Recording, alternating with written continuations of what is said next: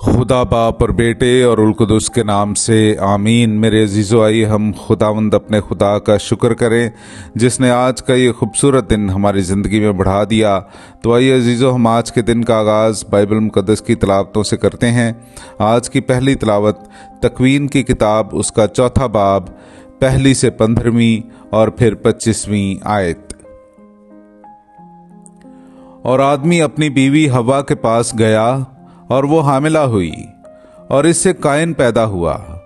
और वो बोली कि मुझे खुदावंद की मदद से एक बेटा हासिल हुआ। फिर इसका भाई हाबेल पैदा हुआ और हाबेल भेड़ बकरियों का चरवाहा और कायन किसान बना। कुछ मुद्दत के बाद यूं हुआ कि कायन अपनी ज़मीन के फल में से खुदावंद के वास्ते हदिया लाया और हाबेल भी अपनी पहलौठी और मोटी भेड़ बकरियों में से लाया। और खुदावंद ने हाबेल को और इसके हदिया को मंजूर किया, पर कायन को और इसके हदिया को मंजूर ना किया। और कायन नहायत गुस्सा हुआ और इसका चेहरा बिगड़ा। और खुदावंद ने कायन से कहा कि तू क्यों गुस्सा हुआ और तेरा चेहरा क्यों बिगड़ा हुआ है? अगर तू भला करे तो क्या भला ना पाएगा, और अगर तू बदी करे तो क्या गुनाह तेरे दरवाजे पर मौजूद ना होगा? बल्कि इसके जज्बात तेरे ताबे होंगे और तू इन पर गालिब होगा। और कायन ने अपने भाई हाबेल से कहा कि आ खेत को चलें। और जब वो खेत में थे तो कायन ने अपने भाई हाबेल पर हमला करके उसे मार डाला। और खुदावंद ने कायन से कहा, तेरा भाई हाबेल कहाँ है? उसने कहा कि मैं नहीं जानता, क्या मैं अपने भाई का निगहबान हूं? फिर उसने उससे कहा, तूने क्या किया है? तेरे भाई के खून की आवाज जमीन से मुझे पुकारती है।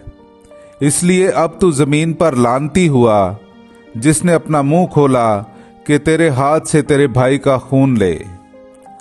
जब तू जमीन की खेती करेगा तो वो तुझे अपना फल ना देगी और तू रुए जमीन पर फरारी और आवारा होगा।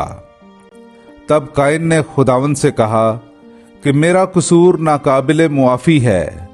देख, आज तू मुझे वतन से निकालता है और मुझे तेरे हुजूर से छुपा रहना पड़ेगा, और मैं रुए जमीन पर फरारी और आवारा हूँगा, और जो कोई मुझे पाएगा कत्ल कर डालेगा।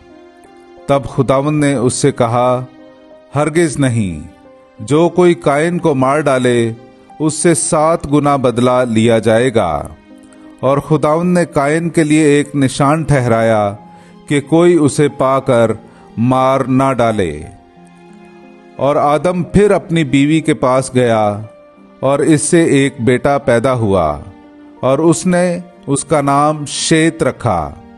और वो कहने लगी कि खुदा ने हाबेल के एवज जिसे कायन ने कत्ल किया मुझे दूसरा फर्जंद दिया है। पाकलाम का पढ़ा और सुना जाना हम सब के लिए बाइस बरकत हो। खुदा का शुक्र हो।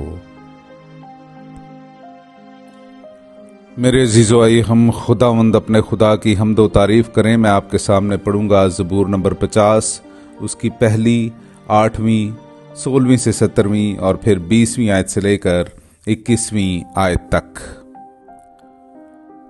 खुदावंद ने कलाम करके दुनिया को बुलाया है, आफताब की जाए तुलू से लेकर उसकी जाए गुरूब तक।